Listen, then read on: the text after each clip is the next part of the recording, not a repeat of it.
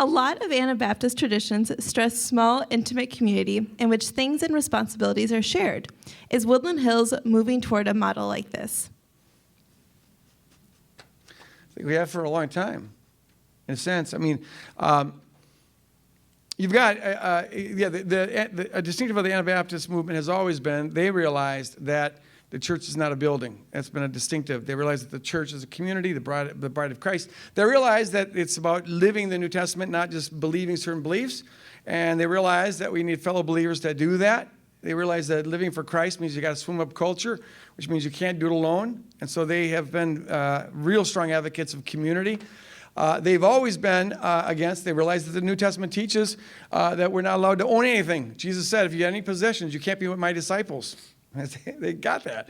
And that doesn't mean that they all said we can't legally have stuff, but we can't ever consider ourselves as the owner. So they always have stressed generosity and sharing things. And if anyone has need, you share it.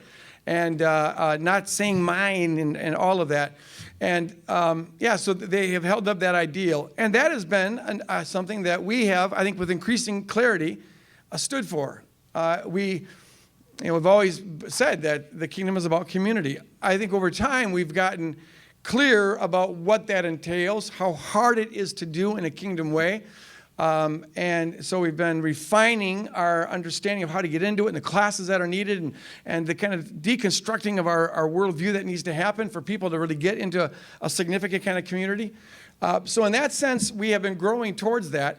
But we haven't been doing it because we want to become Anabaptists, and we're not going to do it any different because we want to be in an Anabaptist tribe. We'll just keep doing what we've been doing, and it happens to be the same thing that the Anabaptists were doing. Now, I have met a few folks who found Anabaptist groups that were communes. I think there are some communes out there that really are in the Anabaptist stream. And we're not going to be advocating that. If a group decides to do that, well, then that's fine. But don't think that we're going to try to make everyone into, commune or something like that. But community, yes. Having all things in common, except for your wives, no. That was a statement in the early church where the Didache, early second century document, was explaining Christianity to this pagan guy. And he says, we are a people, we just love everybody, we have all things in common except for our wives. He actually says that. I thought that was kind of a cute thing.